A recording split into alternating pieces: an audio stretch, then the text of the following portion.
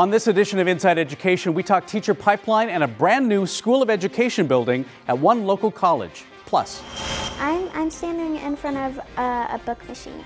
No candy or soda here. See how this book vending machine is helping students at one elementary school read. Then the Superintendent's Student Equity and Access Advisory Commission releases its report on how to ensure equity and access for all students. We'll take you to the announcement. And we are joined in studio by two high school students who participated in the Las Vegas Sun Youth Forum. Hear what they learned and why they took part. Those stories and more. Inside Education starts right now.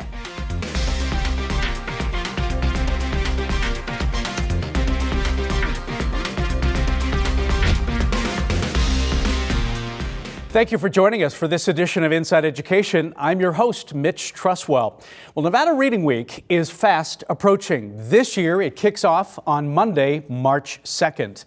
Nevada Reading Week is a statewide initiative by the Nevada Department of Education that started more than 30 years ago as a way to celebrate reading with students and also highlight the importance of being able to read well. That's because research shows a strong correlation between reading and academic success. So what are some ways to encourage kids to read? Inside Education's Kathy Topp was at a local elementary school where one principal has a novel idea that makes picking out a book much more fun. Kathy. Mitch, when you walk through the doors of Frank Kim Elementary School, it's hard to miss a new addition that sits just outside the school office. A vending machine, but not just any kind of vending machine. This vending machine is full of books. I love graphic novels. 10-year-old Isabella Thomas is a fourth grader at Frank Kim Elementary School, where students are encouraged to Read. Principal Kathleen Furtado. So my big thing for school is literacy. The kids have to read before we send them out to middle school, and I want the kids to have a love of reading. Kim Elementary School is what's called a positive behavioral intervention school, where positive behavior is recognized and rewarded. Students, like Isabella, get a ticket when a staff member sees them being safe, respectful, or responsible. 20 tickets can be traded in for a gold coin to the new book vending machine. A book machine is technically like a vending machine, but it gives books instead of like drinks and snacks. As you can imagine, being able to choose a book, push the buttons, and watch it drop is quite the draw. My favorite part about the book machine is probably like getting to experience like using it. And like, what do you mean by that? Like getting the book out of the machine. Students are then able to keep the book as their own. We are a low-income area here in this part of town. All our kids are getting free breakfast and lunch. And to get a book that they can hold and select and keep is amazing. They don't have many books at home, and it's just building that love of reading when they can actually get a coin and get a book to keep. The book vending machine debuted in December, and since then, more than 300 books have been dispersed. So they're flying like hotcakes. Parents also see the benefit. I think it's cool. It's something that you don't normally expect, and I feel like it would give them more excitement to read, because it's something they're earning and it's almost like a prize, My job as a leader of this school, I have to make sure all these kids leave Kim Elementary being able to read at an end of 5th grade level so they are successful and they can handle the curriculum and the content of middle school and down the road high school. It's a lesson that the students are learning. She probably wants us to read because it's good for our education, and she wants us to like really know how to read. I just want my kids to read. If we can teach them how to read, they will be successful in life. The principal says, to her knowledge, this is the first book vending machine of its kind in the Clark County School District. But she's heard from other principals who are also interested in the idea, so perhaps more book vending machines like this one will be popping up around the school district. Mitch? Kathy, thank you. Again, Nevada Reading Week 2020 is March 2nd through March 6th, and the theme this year is Saddle Up and Read. Nevada Reading Week usually begins the last week in February and coincides with the birthday of Dr. Seuss on March 2nd.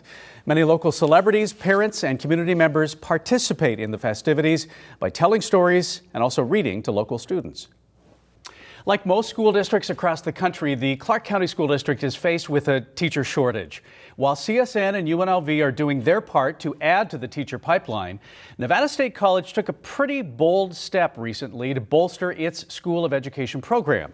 Joining us is Dennis Pothoff, Dean of the Nevada State College School of Education, and Ruben Cerna, who is enrolled in the School of Education. Welcome to both of you. What we're talking about is the groundbreaking you had for the brand new building, which will be called the Glenn and Andy Christensen School of Education. Dennis, this is a big development. You've had a School of Education for a while, but how is this new building, once it's constructed, how's it going to change the program? What's it going to allow you to do that maybe you can't do now? Well, yes, the new building is going to be a tremendous addition to our campus and to our School of Education. Three main things. Number one, the School of Education building will include an early childhood center and a speech-language pathology clinic. These will become clinical sites for our faculty and students to work and learn about the craft they're perfecting. Second benefit is that I think the state was very bold, greatly appreciated. I think the building sends the message that teaching matters. Right. Schools matter, kids matter.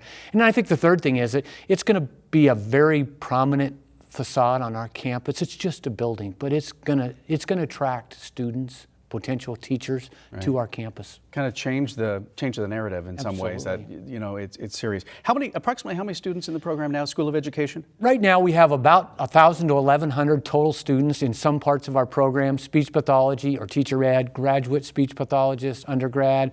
We also have a couple hundred students who are ARL teachers in the district already. Right. So we're building our programming out in all directions. Right. And most of the graduates, tend to stay in our area once they graduate, correct? Yeah, the beauty of our operation is that the vast majority, 90% plus of our graduates are absolutely going to stay in Clark County. And that's great because we obviously need them. Ruben, you're a junior now. You're a future English-Spanish teacher. That's kind of your goal at this point, right?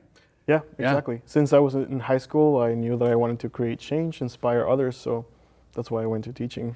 I hear from so many people that it's tough to replace the retiring teachers because not enough people are going into this career, which Dennis talked about. They've made some changes there.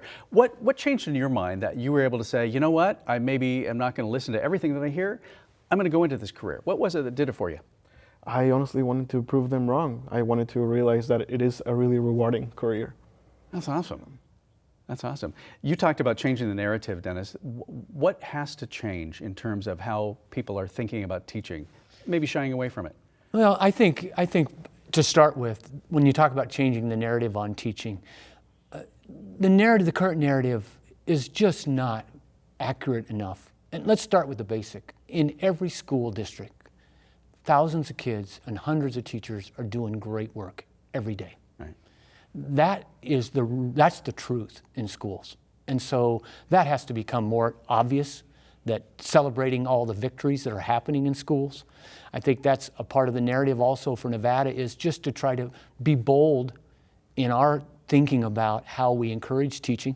We've gone all in for a teacher academy project in CCSD high schools where we're trying to locally grow teachers in many, many high schools throughout the district. We know that locally growing teachers is an important strategy. They're more likely to stay here. So we love where we are. It's a lot of hard work, but we are on a path that we feel like is going to help Nevada grow more of its own teachers. There's a light at the end of the tunnel. I know you have the dual credit program where CCSD students are working right now in 9 high schools, and you hope to get that to like up to 25 soon to kind of help build this pipeline, right? Yeah, before we go. The district's gone all in on this CTE program also, and that's the notion that we can working together, the district and the college, we can have a significant impact on teacher supply in this valley. Okay, well, we appreciate the information. Ruben, continued success to you. We're going to need you, right, as a teacher. Thanks so much for coming in today. Appreciate it. Equity among all students is a priority for CCSD Superintendent Dr. Jesus Jara. He convened a commission called the Student Equity and Access Advisory Commission, made up of community members throughout the valley. Well, members of the commission reviewed data, school by school, to better understand current academic programs and areas where existing programs may have created opportunities for some, but hurdles for others. The Commission's findings were presented in a press conference and report that identified several failure areas that needed to be addressed, including access to high-quality pre-K programs, access to magnet and gifted and talented programs, as well as access to advanced placement classes. There are lots of leaks in our system where access is denied, where opportunities are stuffed, where potential is snuffed. There's lots of leaks. However, what we found is that there are 4 major valves through which hope and kids are falling in wildly unsuccessful numbers. They are black and brown. There are children who are eligible for free and reduced price lunch. We found 4 what we are calling failure points. It's not an easy way to describe something about ourselves because it's not very easy as a community to acknowledge a failure. It just exists, and I'm not going to focus so much on whether deciding or arguing whether it exists or not, because we know it does. Let's start about talking about solutions. Let's get to the heart of it and improve this part of our community that's so important. What's at stake is kids left behind, pipelines to prison, crime, an uneducated workforce, less pay. I mean, it goes on and on. This is the heart of our community. And you can access that entire report on the Clark County School District website, that is ccsd.net. Well, equity was a big theme in CCSD Superintendent Dr. Jesus Jara's State of the Schools address that happened late last month. The superintendent spoke to a crowd of educators, elected officials, community and business leaders at Wynn, Las Vegas. You can watch the entire 2020 Clark County School District State of the Schools address on the Vegas PBS website, vegaspbs.org. For more than 60 years, local students have gathered together to discuss the major issues affecting our community, our state, and our nation. The Las Vegas Sun Youth Forum brought together about 1,000 students representing 52 schools at the Las Vegas Convention Center late last year, and we're happy to have 2 of those students with us. Anna Fudenberg, she attends Northwest Career Technical Academy, and also Aaliyah Bethia, who attends Shadow Ridge High School. Welcome to both of you for being here and for being nominated to take part in the forum. Anna, I want to start with you, just so people understand. All these students are not in one room. You're in many different rooms, and there are different topics for each group. What was the set of topics that your group was discussing?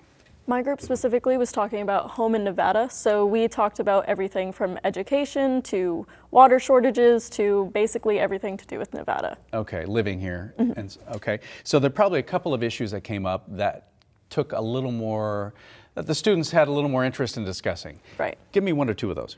So one of those were definitely related to the 1 October shooting that happened here in Las Vegas. We talked about mental health availability in schools. So we were talking about that mental health should be seen more as helping instead of a punishment.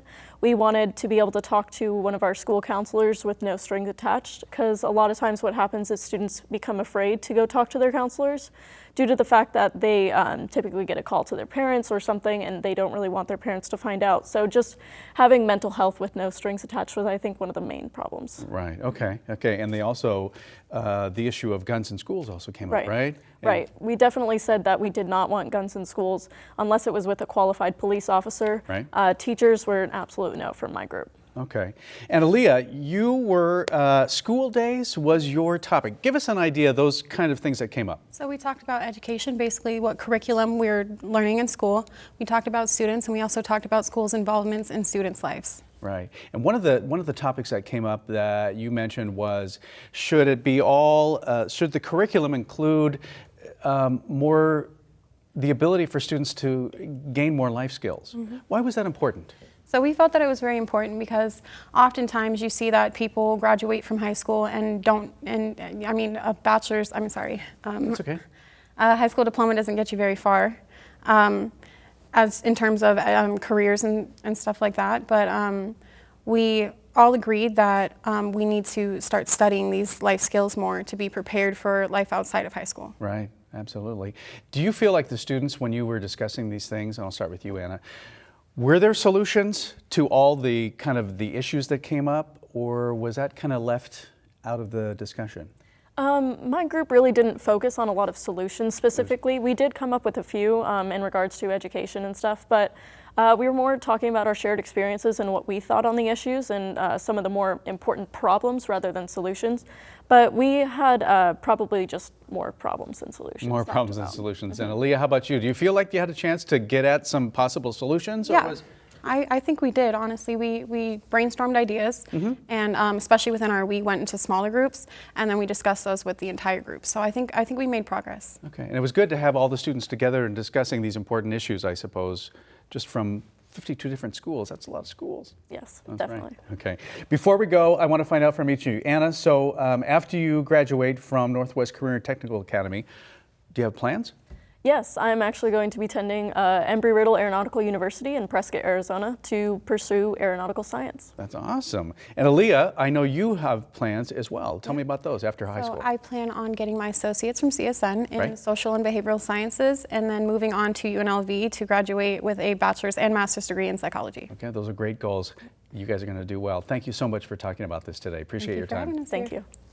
Well, it's official. The CCSD Board of School Trustees unanimously approved Tyrone Thompson Elementary School as the name of the new school under construction at Mountains Edge Parkway and El Capitan Way. Thompson was a Nevada assemblyman who had a passion for education and was guided by his deep desire to build stronger and safer communities. Assemblyman Thompson passed away unexpectedly during the 2019 legislative session. CCSD's Mauricio Marin has more on his life and why members of our community felt so strongly that a school should be named in his honor. Assemblyman Tyrone Thompson had many titles in life. Boss, peer, subordinate, mentor, collaborator, probably most importantly, friend. In every role, Thompson had a single goal. And that was lift up others. That explains why Thompson had a lasting impression on those he met. There are a few people that you have the pleasure of coming across in your life that make meaningful and lasting impact. And Tyrone Thompson was one of those people. Tim Birch makes it his job to help kids in need as Clark County's Administrator of Human Services. He's grateful for having Thompson in his life and says Thompson made it his life's mission to ensure children's education was always top of mind. Tyrone was a man who got to shake hands with presidents, but I've never seen him light up more than when he was able to hug a child. Soon after Tyrone's passing, many in the community wanted to find the perfect tribute. And in true Tyrone fashion, the idea spread quickly, involving many in the community, including his own family. I always say education brings everyone together. It doesn't care who you are, whose you are, and what you are. Education is key in every community. For a man who spent his life building a foundation for student success, those who knew and loved Thompson came to the Clark County School District's school naming committee in hopes the foundation being poured at the corner of El Capitan Way and Mountains Edge Parkway would soon bear Thompson's name. You could not find a better friend, a better son, a better candidate that a school should be named after. He did everything: live, breathe, slept, education. The committee listening intently to the stories of Thompson and the two other deserving candidates.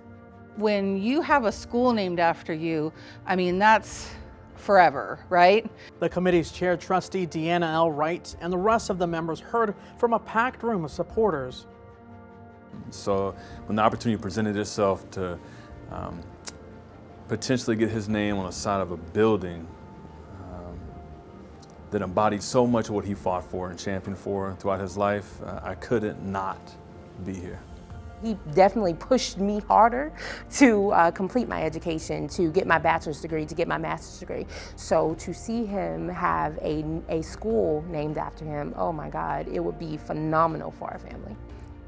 The committee ultimately voted to name the newest CCSD school set to open in fall 2020, Tyrone Thompson Elementary School.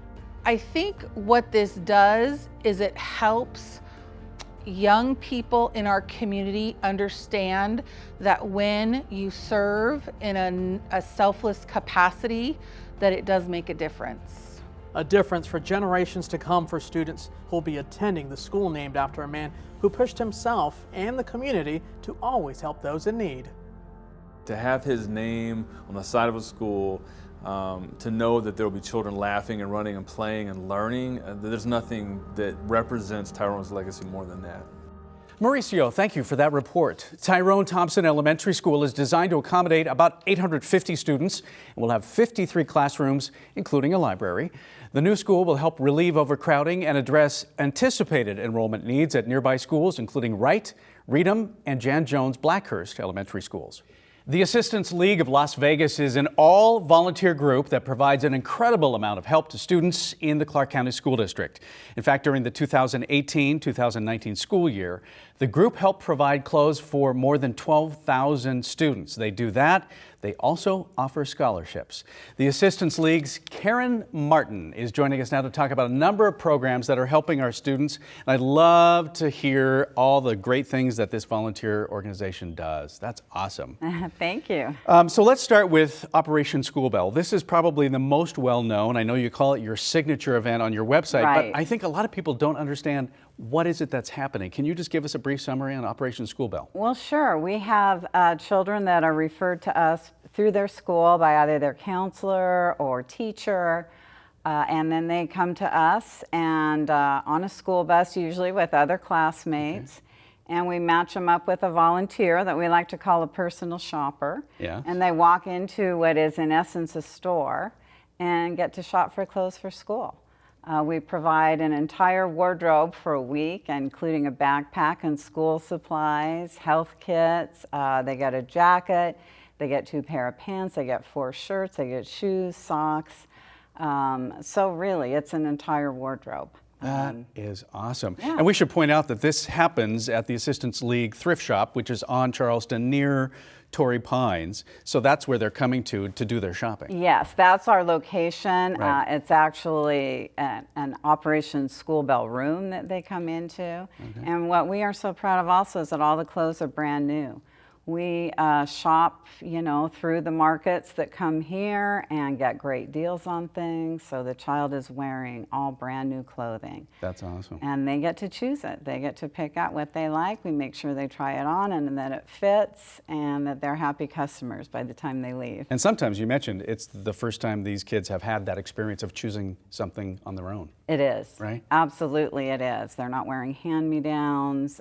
Sad as it is, some kids are even thrilled to get their own toothbrush. I mean, that's just not an experience that they've had. So, oh my gosh. We're thrilled to be able to provide the service for them. One thing that you also do, in addition to that, for special circumstances, you now place closets at some schools. Now, Correct. this is kind of for, what's the purpose behind that? This is emergency clothing. We have closets in I believe it's about 55 schools right now, and it's just for the one-time thing. Maybe a child comes to school without a jacket. Maybe there are holes in their clothes. Maybe there's been an accident. So we started this in about 2009 just to help teachers and the schools so that they didn't have to bring clothing from their own homes, or we found out they were buying things and bringing them in. So that is what we like to do just for an emergency basis. Right. One of the newer things you do, you now also offer scholarships. You've been doing this for about 3 years. That's it started right. with like $30,000. You're now up to $200,000. Isn't that amazing? Yeah. And we like for it to continue to grow. Right. Yes. It started 3 years ago. We gave out 4 scholarships for $30,000. The feedback was so amazing that we've continued to grow. And now we're up to about $200,000. And they can find those through the Public Education Foundation. That's correct. So thepef.org. That's right, exactly. That's incredible. Yes, it is. It really is incredible. It's for mostly seniors that are living in Las Vegas that are planning to go to a Nevada school, either 4-year, 2-year. Or certificate. Or certificate programs Right. right now where in many cases, students can be ready to go to work after about a year of a certificate program. So that's just something we're just very happy to add. Before we go, very quickly, how can the public help you do these great things? What do you need? Well, there's a couple of ways they can help. They can join our ranks if they're looking for meaningful membership. They can always donate money. We figure it costs about $85 to clothe a student, but that provides about $300 worth of clothing retail-wise. They can donate their goods to the thrift shop. We're always looking for that. And they can shop at the thrift store. That also helps. We've been named Best of Las Vegas for the past 3 years, so we've got some great things in our thrift store, and we just encourage everybody to come by and say hello. All right, thank you very much. Karen Martin with Assistance League, and again, your thrift shop is on Charleston about Torrey Pines. Right, Thanks correct. for the information. Thank you so much. Before we go, we want to let you know about new officer roles for the CCSD Board of School Trustees. Trustees elected Trustee Lola Brooks as Board President, Trustee Linda Cavazos as Board Vice President, and Trustee Danielle Ford as Board Clerk. The newly elected officers officially took over their roles last month. Well, that's going to do it for this edition of Inside Education. We want to pass along this reminder that you can watch this episode and past episodes on the Vegas PBS website or YouTube page. We'll be back in 2 weeks with more stories about what's happening inside the Clark County School District. But for now, from all of us here at Inside Education, thank you so much for watching.